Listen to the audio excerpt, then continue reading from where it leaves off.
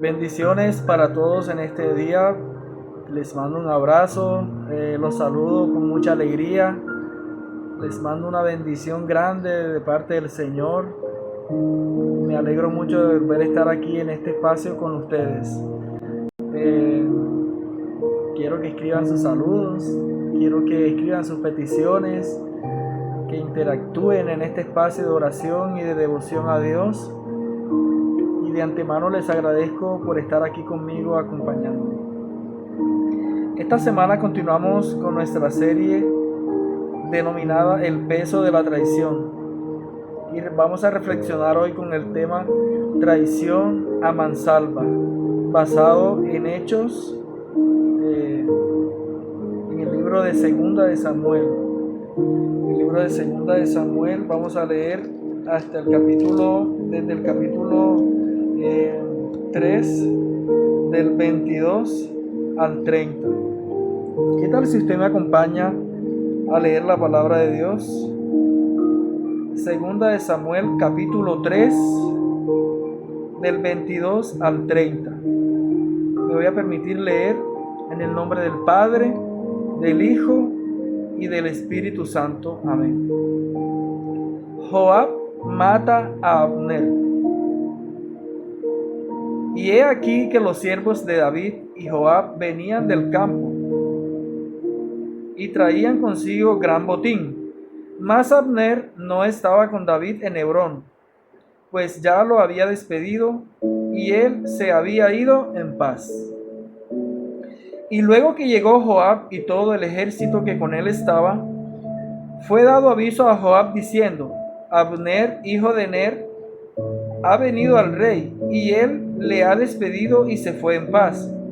Entonces Joab vino al rey y le dijo: ¿qué has hecho? He aquí Abner vino a ti, ¿por qué pues le dejaste que se fuese? Tú conoces a Abner, hijo de Ner.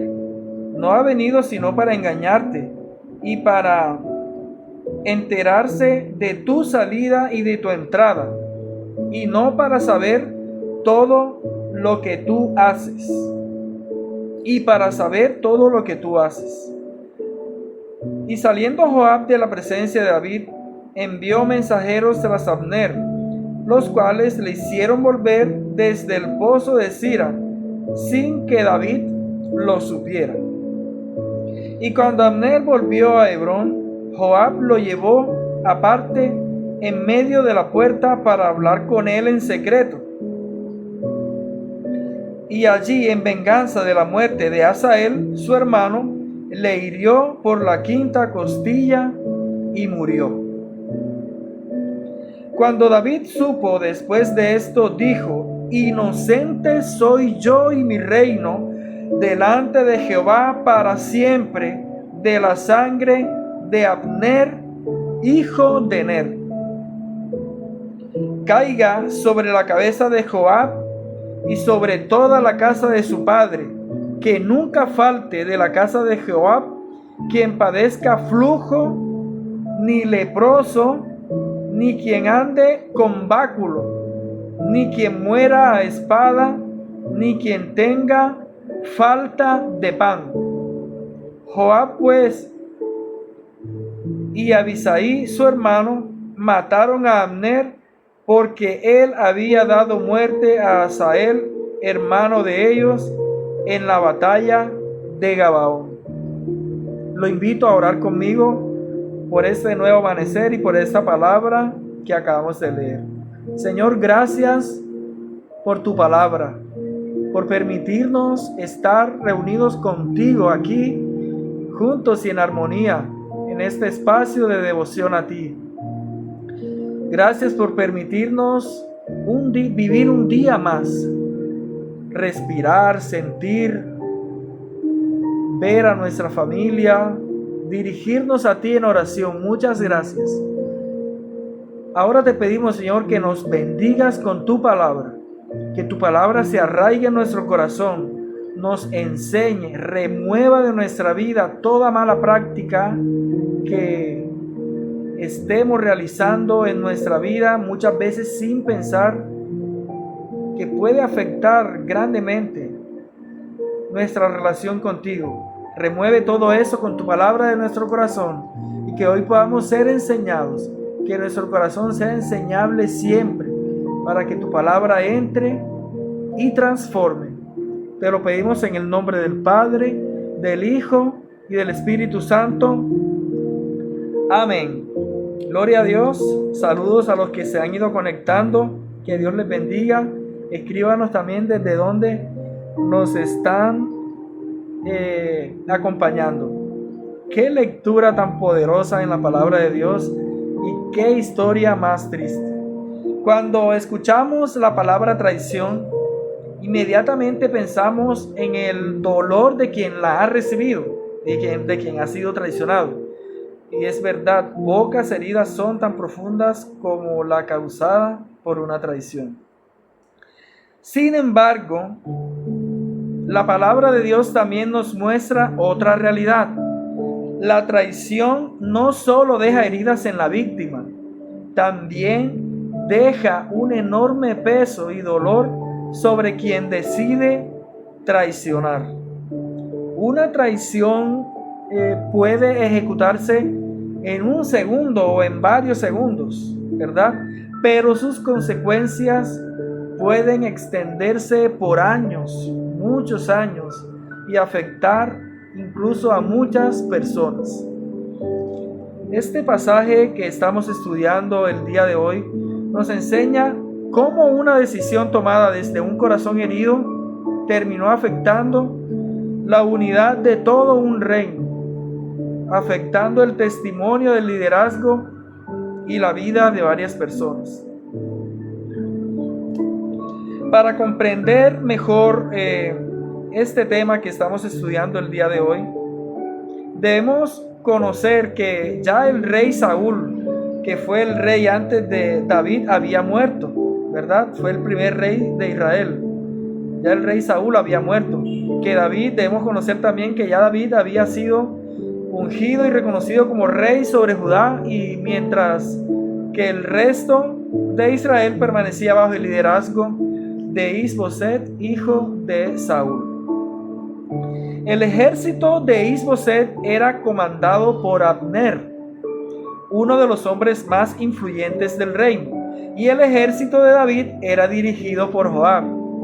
Tiempo atrás, durante una batalla, Asael, hermano de Joab, persiguió insistentemente a Abner, y aunque Abner le advirtió varias veces que desistiera de perseguirlo, finalmente se vio obligado a defenderse y Asael murió. Más adelante, Abner rompió relaciones con Isboset y decidió apoyar a David. Se cambió de bando para unificar el reino de Israel. David lo recibió con honor. Ellos conversaron, hicieron un pacto, y el texto repite varias veces una palabra clave, y es la palabra paz, que es una palabra que no debemos pasar por alto. Dice la palabra que David lo despidió en paz, que Abner salió en paz. Todo parecía encaminado hacia la reconciliación nacional del reino del norte y del reino del sur. Pero fue precisamente allí donde apareció la traición. Joab regresó al campamento y al enterarse de que David, lo acabamos de leer, había dejado ir a Abner, se llenó de indignación. El problema es que Joab nunca había sanado la muerte de su hermano. Había guardado el dolor, había alimentado el resentimiento, y ahora encontró la oportunidad perfecta para ejecutar su venganza. Él no quería sanidad, él quería venganza. Mandó a llamar nuevamente a Abner después que David ya había despedido a Abner. Lo mandó a llamar sin que David supiera, sin que se enterara. Confiado, Abner regresó en aquel llamado que recibió, pensando que era una conversación normal. No sospechaba que aquella invitación escondía una traición, escondía un asesinato. Joab lo llevó aparte como si quisiera hablar en privado, y allí lo hirió y le causó la muerte. Fue una traición a mansalva.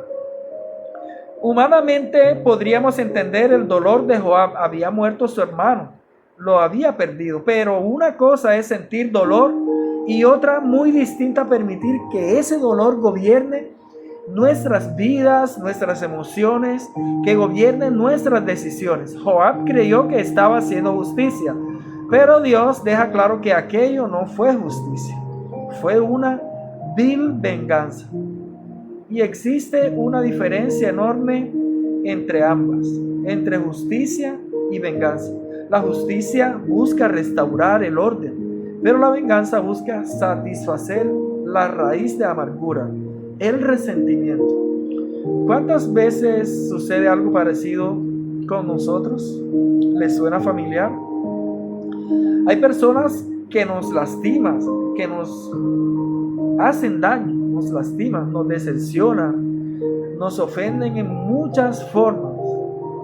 Y si no llevamos esas heridas delante de Dios, el corazón comienza a esperar el momento oportuno para devolver ese daño, para devolver mal por mal. Tal vez no con un arma, pero sí con palabras. ¿Cuántas veces lo hemos hecho? Con actitudes, con indiferencia, con silencio. Dios, perdónanos. Levantando falsos testimonios, con rumores, con acciones que buscan herir a otra persona. La Escritura nos recuerda que el dolor no sanado siempre buscará oportunidad para convertirse en venganza.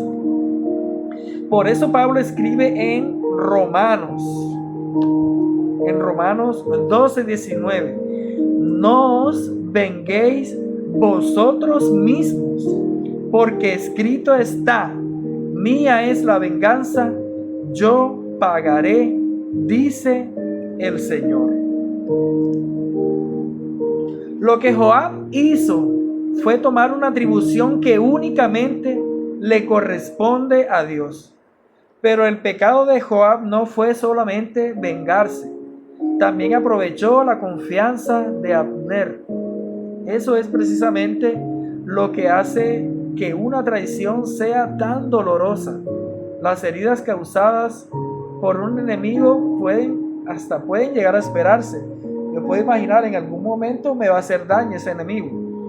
Pero las heridas causadas por alguien en quien confiamos son las que más profundamente marcan nuestro corazón. Abner regresó confiado porque creyó en la palabra de Joab.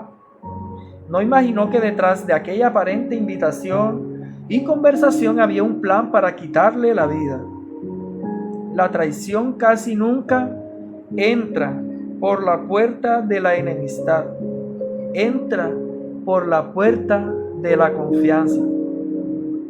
Y esa realidad nos lleva a examinarnos delante del Señor. Debemos hacerlo, debemos revisarnos. ¿Somos personas dignas de confianza? ¿Nuestra palabra transmite seguridad? ¿Somos confiables? ¿Cuidamos la confianza que otros depositan en nosotros? ¿Correspondemos a esa confianza? ¿O alguna vez hemos utilizado la cercanía con alguien para obtener ventajas, para herir o para deshonrar? La integridad no se demuestra cuando tratamos bien a quienes nos desagradan. La integridad se demuestra cuando honramos la confianza de quienes han abierto su corazón delante de nosotros, para quienes nos han abierto su corazón en confianza. Lo que sucede después de todos estos hechos también merece la atención, que prestemos atención y que lo estudiemos. Cuando David, el rey, recibe la noticia, no celebra. Él se entristece, llora. Él no piensa que ahora tendrá un obstáculo menos para gobernar. No considera que políticamente este hecho le favorezca. Por el contrario, rasga sus vestiduras, llora, ayuna, camina detrás del féretro de Abner y declara públicamente que él no participó en aquel crimen.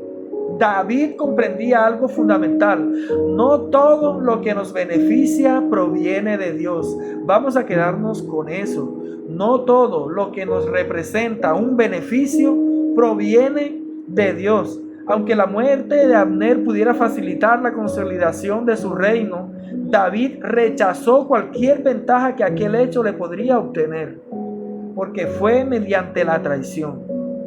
Eso revela el carácter de un hombre conforme al corazón de Dios. Vivimos en una sociedad donde muchas veces se justifica cualquier medio con tal de alcanzar un objetivo. Y es muy conocida la frase que dice que el fin justifica los medios. Pero el reino de Dios funciona de manera diferente. Dios nunca aprueba que alcancemos un beneficio mediante el engaño, mediante la manipulación o siendo desleales. Nunca vale la pena ganar aquello que solo puede obtenerse perdiendo la integridad. Nunca, pero nunca jamás valdrá la pena. Este pasaje de 2 Samuel 3, del 22 al 30, y versículos siguientes, y todos los capítulos anteriores a este, nos confrontan profundamente. Todos podemos parecernos a Joab si permitimos que el resentimiento gobierne nuestro corazón. Sí, tú y yo en algún momento pudiéramos llegar a parecernos a Joab si no dejamos que Dios sane las heridas de nuestro corazón. Si en vez de dejar que Dios nos transforme y nos restaure, permitimos que el resentimiento cree una raíz de amargura y permitimos que eso nos domine. Todos podemos ser tentados a devolver el mal recibido. Todos podemos ser tentados a pagar mal por mal. Todos podemos pensar que la venganza traerá alivio, pero la historia demuestra lo contrario. La venganza solamente produce más dolor. La traición solamente deja más heridas. En cambio, David, el rey, nos muestra otro camino, el camino de la integridad, el camino de dejar la justicia en manos de nuestro Dios. En cambio, el rey David nos enseña cómo debemos manejar cada una de estas situaciones cuando lleguen a presentarse en nuestra vida. El camino de renunciar a cualquier ventaja obtenida por medios incorrectos. Y quiero hacer la siguiente reflexión de algo que mencioné al principio, de la palabra paz, que aparece varias veces. Se repite varias veces en este relato. Dice la palabra que David recibió a Abner en paz. Dice que David lo despidió en paz, que Abner salió en paz. Pero Joab permitió que la venganza expulsara la paz de su corazón. Y cuando la paz deja de gobernar el corazón, la traición encuentra un lugar perfecto para crecer. ¿Qué tal si repito esa frase? Cuando la paz deja de gobernar el corazón, la traición encuentra un lugar perfecto para crecer. Que el Señor nos conceda un corazón libre de resentimiento, un corazón firme en la verdad, lleno de integridad, de santidad, de amor, para que nunca permitamos que una herida nos lleve a traicionar, sino que aprendamos a confiar en la justicia perfecta del Señor. Padre, gracias por tu palabra. Gracias por enseñarme, Jesús, que la paz que tú nos das va más allá de la que el mundo nos da. Que tu paz gobierne nuestros corazones. Somos seres humanos susceptibles de pecar contra nosotros mismos, contra ti y contra nuestros hermanos. Muchas veces herimos a nuestro prójimo, muchas veces también salimos heridos. Muchas veces dejamos que las heridas, que el maltrato que hemos recibido nos gobierne por días. Y no debe ser así, Señor. Porque cuando el dolor, cuando el resentimiento, cuando las heridas son las que toman el control en nuestro corazón, la paz desaparece y ya no estamos siendo gobernados por tu paz, sino que estamos a expensas de que el enemigo haga en nuestras vidas y a través de nuestras vidas lo contrario a lo que tú quieres que nosotros hagamos. Enséñanos cada día, así como hoy, Señor, a ir resolviendo cada situación lo más pronto posible, a no permitir que en el corazón se aniden el dolor, las heridas, el resentimiento, el rencor, ni que echen raíces de amargura, sino que eso podamos solucionarlo de tu mano inmediatamente, perdonando, sacando todo eso que nos hace mal y llevarlo al pie de la cruz. Y tú, que eres fiel y justo en perdonar, restaurarás nuestro corazón. Gracias por esta historia tan bonita, pero a la vez tan dolorosa, Señor, que hoy nos enseña. Gracias, Señor, por permitirnos ver que sí se puede hacer todas las cosas y sí se puede obrar correctamente.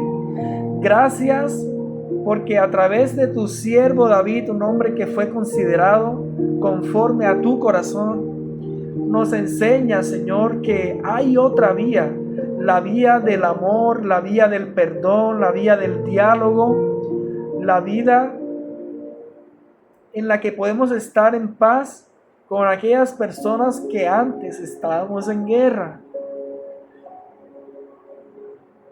Por enseñarnos que la venganza no es el camino, que debemos dejar, como dice Pablo en Romanos, la venganza a ti, que tú actúes conforme a tu justicia y no nosotros en nuestra propia justicia.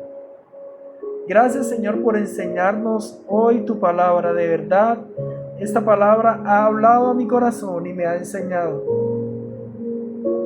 Ahora quiero presentar delante de ti, Señor, las peticiones de mis hermanos. Las peticiones que cada uno tenga en su corazón, más allá de que las haya anotado o no. Obra de manera poderosa y milagrosa, porque tú eres el mismo Dios de ayer, de hoy, por los siglos serás el mismo. Presentamos nuestras peticiones delante de ti. Tú conoces el anhelo de nuestro corazón y de todo cuanto tenemos necesidad y de todos aquellos planes y proyectos que tenemos. Los ponemos en tus manos, Señor. Obra en cada uno. Ayúdanos a esperar en ti siempre, con un corazón limpio, sano.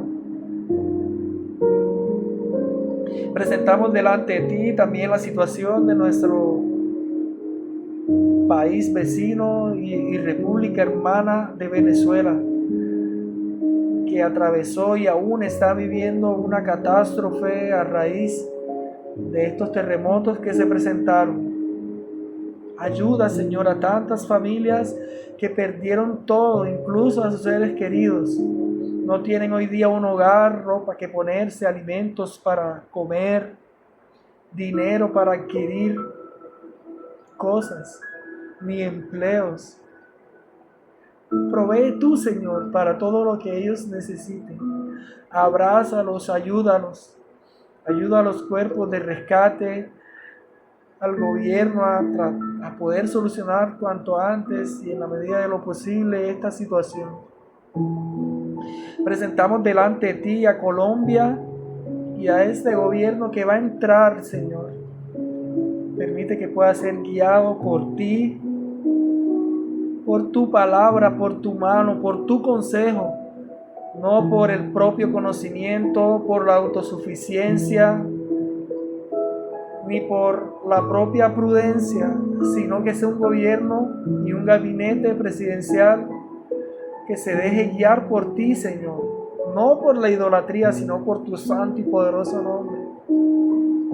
Ten misericordia de nuestra nación también, de cada rincón, de cada vereda, de cada municipio, hasta el más lejano de nuestro territorio. Paséate y sana a nuestra nación. Redime a Colombia, Señor. Colombia es tuya. Hoy declaramos que Colombia es tuya, no de ningún ídolo ni de ningún mal llamado santo, sino de Jesucristo, el Hijo de Dios, Rey de Reyes y Señor de Señores. Muévete con poder en Colombia, Señor, que este gobierno que fue elegido, que se va a posesionar el 7 de agosto, y este Congreso que también fue elegido por Colombia y que se va a posesionar en pocos días, el 20 de julio, puedan gobernar al país en justicia, en rectitud, en amor, en paz. Que podamos tener paz en nuestro territorio, que podamos reconciliarnos los unos con los otros, pero que sobre todo seamos una nación que te busque a ti, que esté preparada para el día que nos toque encontrarnos contigo, Señor. Bendice, Señor, la familia, la unidad básica de la sociedad, que podamos estar unidos en amor, Señor, que podamos tener unidad en torno a ti, buscándote, haciendo un altar familiar en cada hogar, orando, estudiando la palabra, cantándote a ti, adorándote y viviendo una vida santa y piadosa delante de ti y en la sociedad, en donde quiera que estemos. Bendice a tu iglesia, restáuranos, ayúdanos cada día a llevar tu palabra, tu obra. Bendice a nuestros líderes y maestros, a nuestros pastores, llénalos de vigor, de salud. Provee también, Señor, para que tu palabra llegue a muchos lugares, para que muchas ayudas que sean provistas por nosotros y por muchos lleguen a personas que la necesitan. Provee empleos, provee alimento, vestidos, Señor. Provee tranquilidad y paz para nosotros en cada hogar, en cada iglesia, Señor. Que podamos estar amándote siempre, buscando tu rostro, volviendo nuestro corazón cada día a ti, Señor. Te lo rogamos en el nombre poderoso de Jesús. Entrego este tiempo en tus manos. Guárdanos al entrar y al salir. Bendice la obra de nuestras manos en este día. Lleva el control de los vehículos a donde nos vamos a desplazar. Que seamos de bendición para cada persona con las que nos crucemos y que hallemos gracia ante ti y ante ellos. Bendigo tu nombre y te exalto porque tú eres el Rey que merece toda gloria y toda honra, Señor, en el nombre de Jesús. Amén y amén. Gloria a Dios. Gracias damos al Señor por su palabra, ¿verdad? Porque Él nos enseña. De verdad que el Señor nos enseña. Bendigo su vida, bendigo su día. Pórtese bien, dé buen testimonio, ame, perdone, sane el corazón en Dios y nos vemos en una próxima oportunidad. Los quiero mucho.